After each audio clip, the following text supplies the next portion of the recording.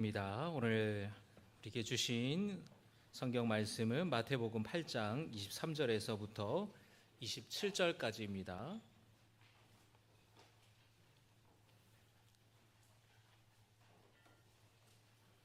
마태복음 8장 23절에서부터 27절까지의 말씀을 같이 보겠습니다.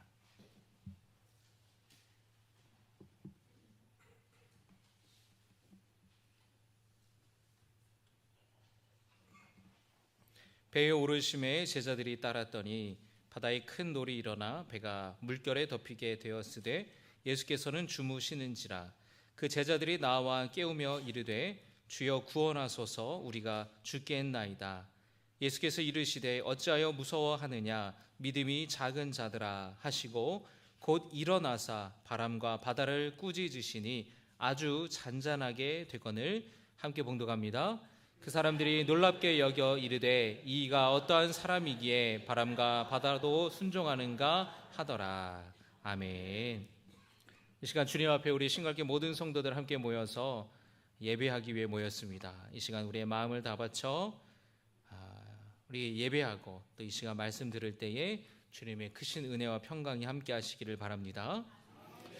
오늘 마태복음에 보면은 제자들과 예수님이 탄 배가 거센 풍랑으로 위태로워진 것을 우리가 보게 됩니다.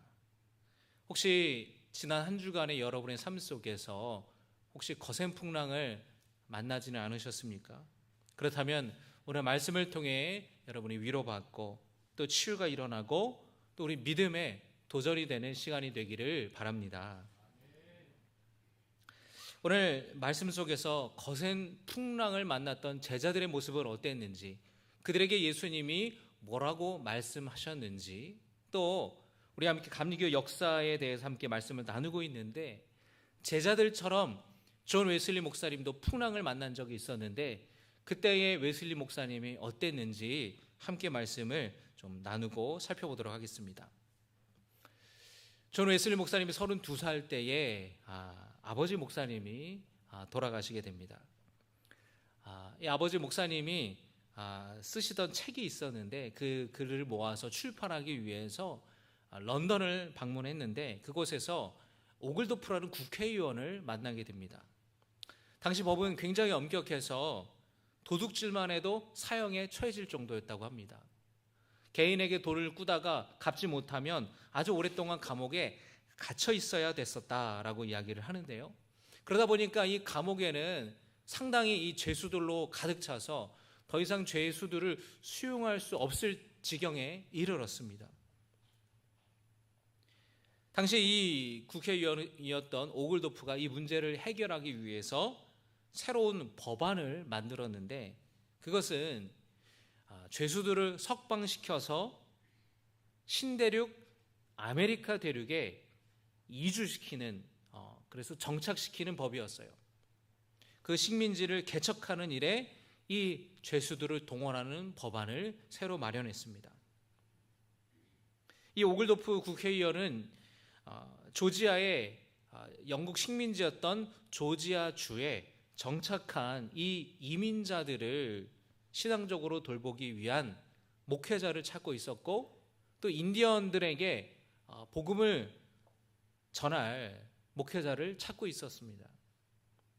존 웨슬리는 당시에 옥스퍼드 신학교 교수로 있으면서 계속해서 이 홀리클럽 모임을 통해서 경건한 삶을 살아가고 또 구제하고 실천하는 일에 아주 열심히였는데 교도소도 찾아가서 아까 말씀드린 것처럼 재정적인 것 때문에 돈을 갚지 못해서 오랫동안 교도소에 갇혀있는 사람들을 위해서 돈을 모아서 출소할 수 있도록 도와주기도 하고 사형 집행을 앞둔 그 죄수를 찾아가서 복음을 전하고 기도해주고 예수 믿게 했던 이런 사역들을 하다 보니까 이 오글도프 국회의원이 이런 사역을 하는 것에 대해서 굉장히 반기고 좋아했습니다.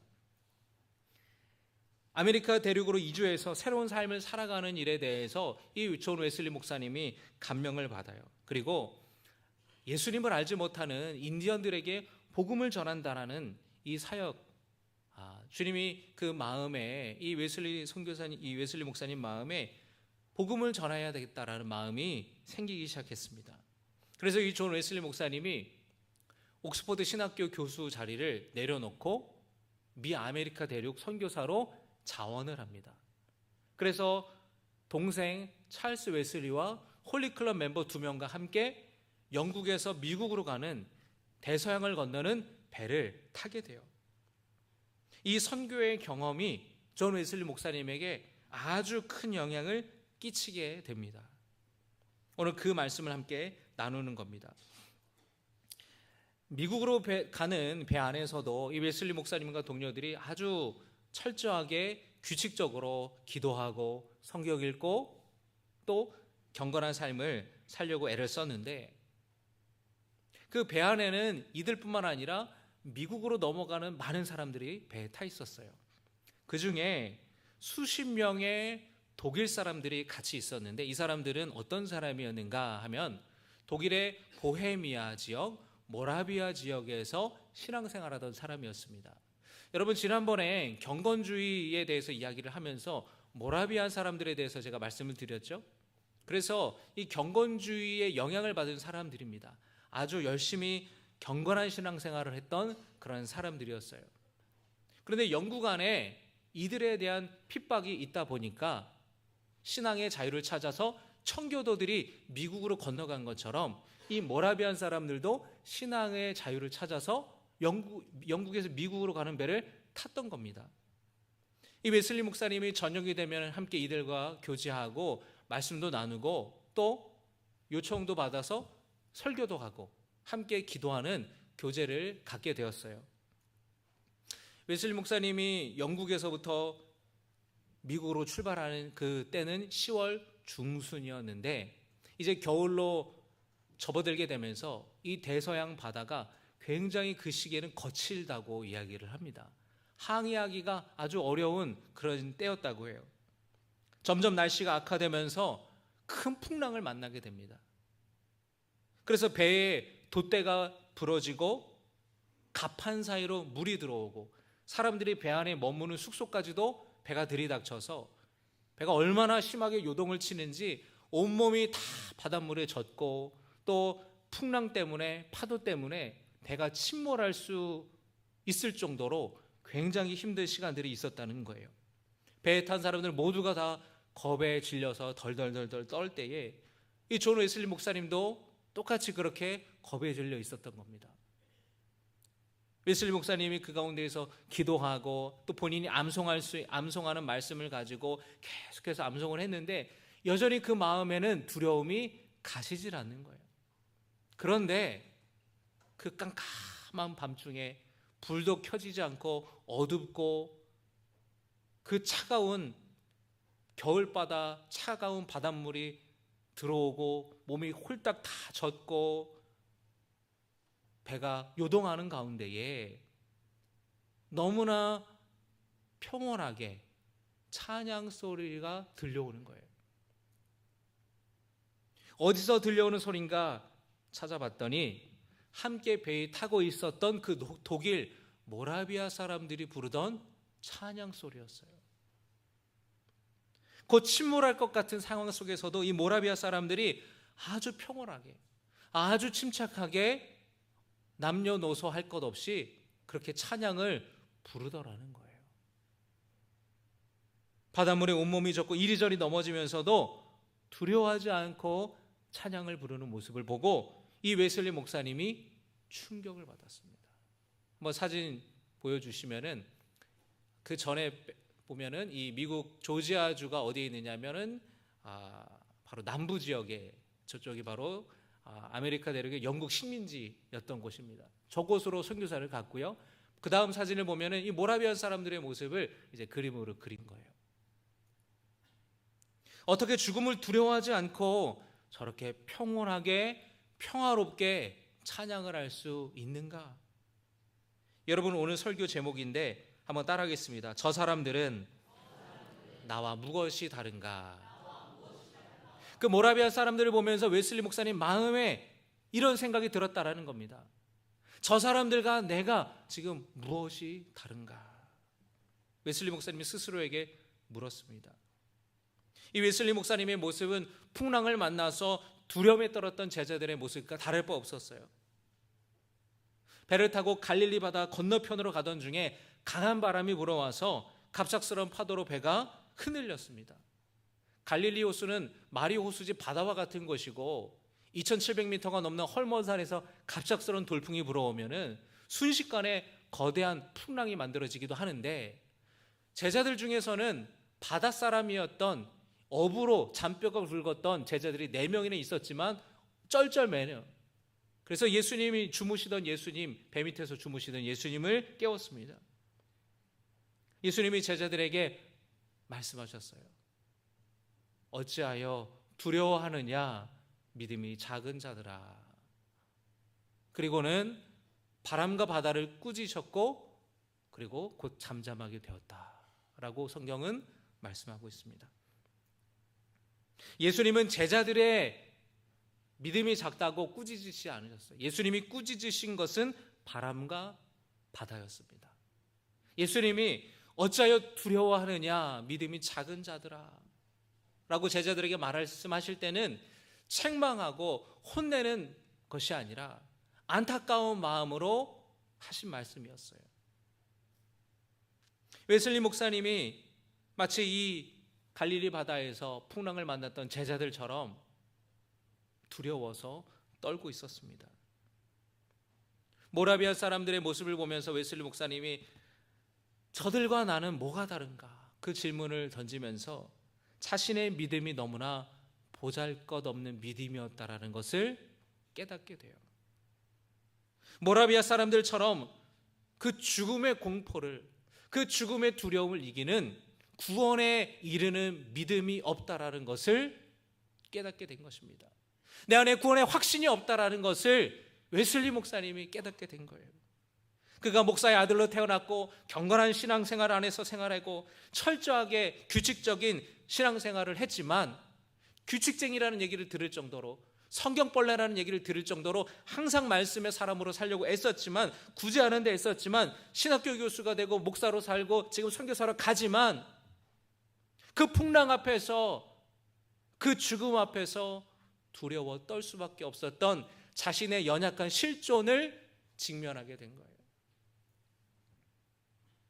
웨슬리 목사님은 이 경험 이후로 계속해서 자신의 믿음에 대해서 고민하기 시작합니다. 아메리카 대륙에 2달이 넘는 항해 끝에 도착했어요.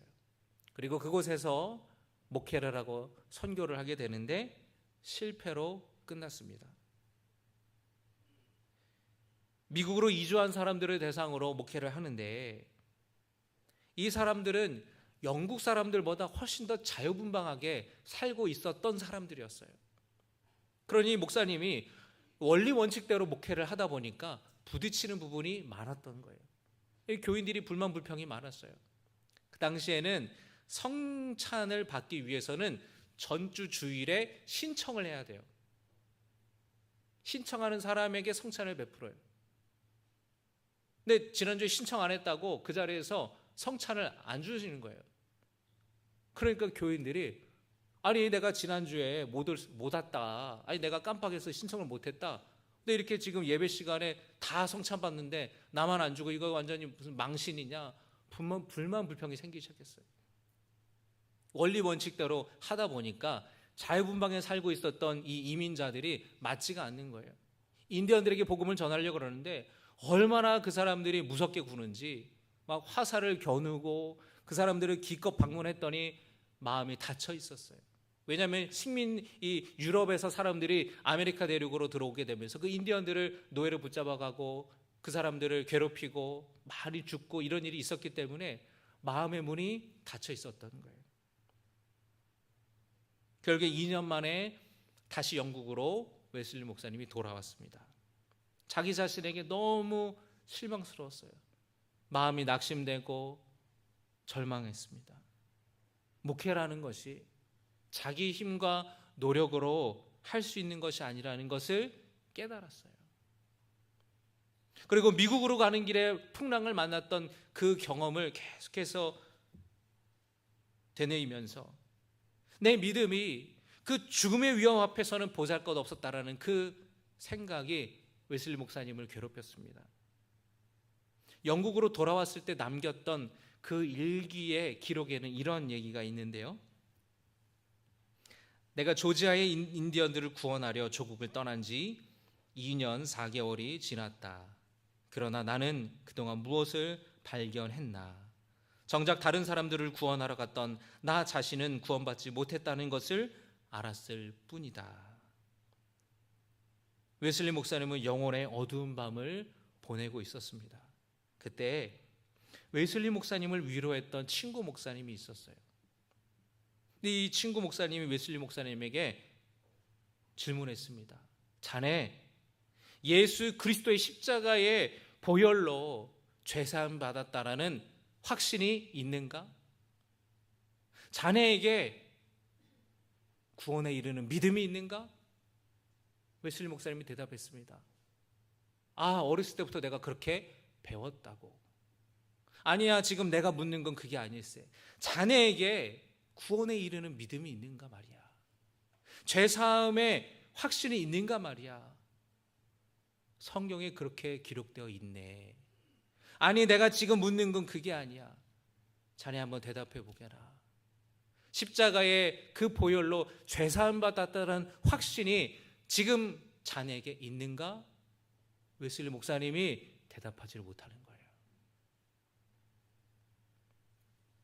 자기는 그동안 아주 경건하게 열심히 신앙생활해 왔고, 그러면 그 믿음이 그게 믿음인 줄 알고, 그러면 그냥 구원받는다고 생각을 했는데, 그 직접적인 질문을 직면하면서 거기에 대답하지 못하는 자신을 발견하게 됐습니다. 너무너무 괴로워하는 그 웨슬리 목사님에게 그 친구 목사님이 이런 얘기를 합니다. 구원에 이르는 믿음을 끝까지 구하게라. 구원에 이르는 믿음을 끝까지 구하게라.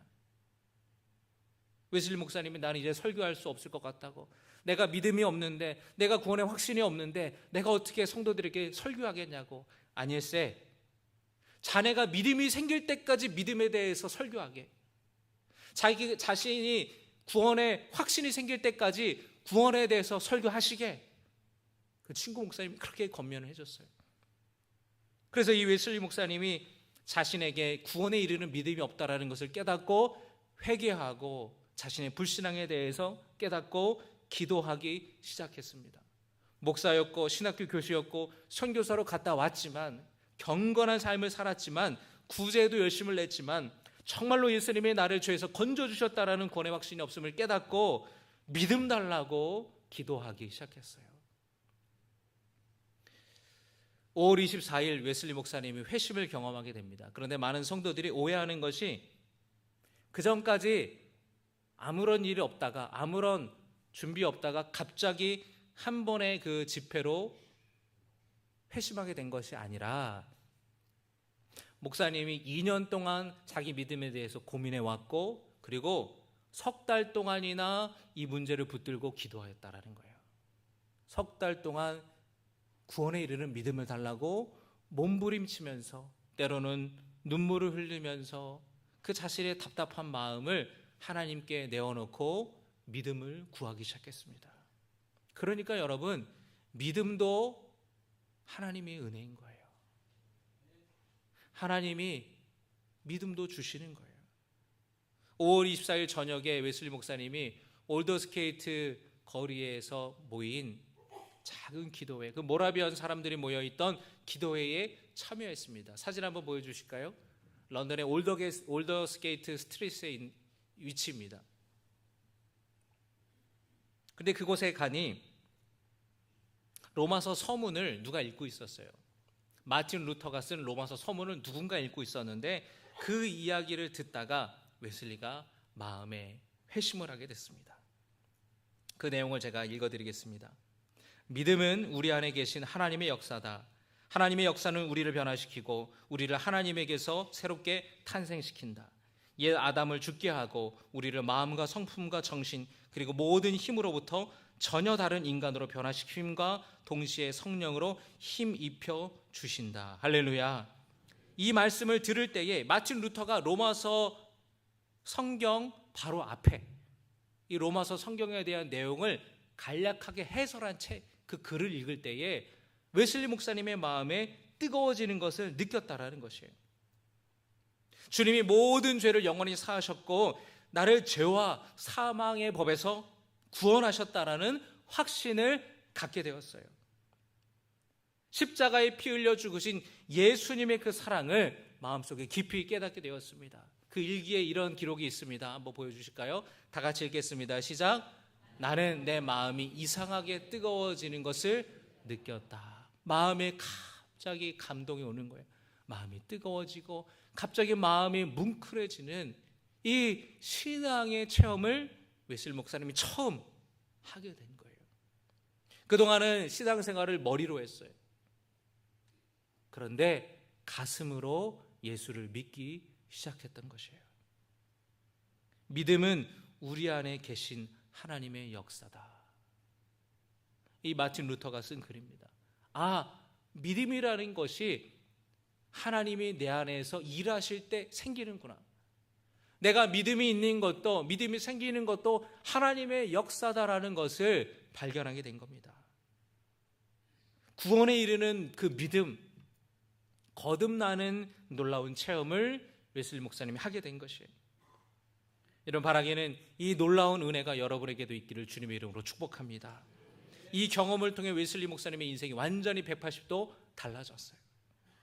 그 마음에 불일 듯 성령의 충만함이 일어났고 자신의 했던 그 신앙 경험과 체험, 뜨거웠던 그 감동, 죄사함의 은총과 구원에 이르는 믿음, 그 확신에 대해서 설교하기 시작했어요. 얼마나 뜨겁게 설교했으면 사람들이 웨슬리 목사님에게 광신주의자라고 비난할 만큼 뜨겁게 설교했어요. 여러분, 신학교의 채플에서 신학교 교수님들이 설교할 때 어떤 설교를 할 거라고 생각합니까? 물론 뜨거운 설교를 하시기도 하지만 아무래도 학자니까 학자적인 설교를 하죠. 웨슬리 목사님도 그랬어요. 그런데 달라지기 시작한 거예요. 웨슬리 목사님이 설교할 때에 갑자기 여기저기서 어떤 사람들이 막 대성통곡을 하고 떼굴떼굴 구르면서 막 우는 거예요. 그 말씀을 듣고 자신의 죄가 깨달아져서, 그리고는 한참 구르더니 평온해지는 겁니다. 왜 그랬을까요? 죄사함의 은혜에 하나님의 은총을 경험하면서 평온해진 거예요. 병이 낫는 일이 생기고, 그러면서 이 웨슬리 목사님이 그 사역을 하는데 놀라운 부흥이 영국 사회에 일어나기 시작했다라는 것입니다.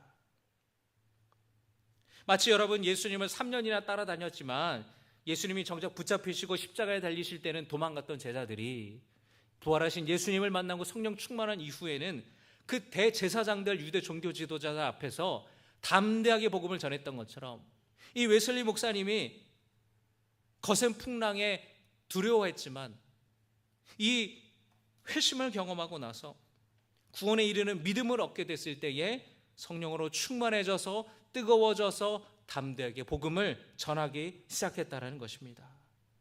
여러분은 어떠신가요? 여러분은 어떻습니까? 지금 하나님이 여러분을 부르신다면 천국 갈 확신이 있으십니까? 마라나타, 아멘, 주여 어서 오시옵소서, 그렇게 주님께 말씀드릴 수 있습니까? 주님 지금 오시옵소서, 또는 주님 나를 지금 부르시더라도 나는 구원받을 줄로 믿습니다, 확신합니다, 그렇게 여러분 담대하게 말할 수 있습니까? 바라기는 그런 믿음이 있기를 주님의 이름으로 축복합니다. 그런 믿음이 없다면 여러분 믿음을 달라고 기도하시기 바랍니다. 여러분, 그거보다 우리 신앙생활에 중요한 게 어디 있겠어요? 구원에 이르는 믿음이 나에게 있는지 여러분 스스로 질문해 보시기 바랍니다. 그 죄사함의 은혜로 내 마음이 뜨겁고 감격이 되고 성령으로 내 마음에 역사가 일어나고 구원에 이르는 믿음으로 충만하신지요?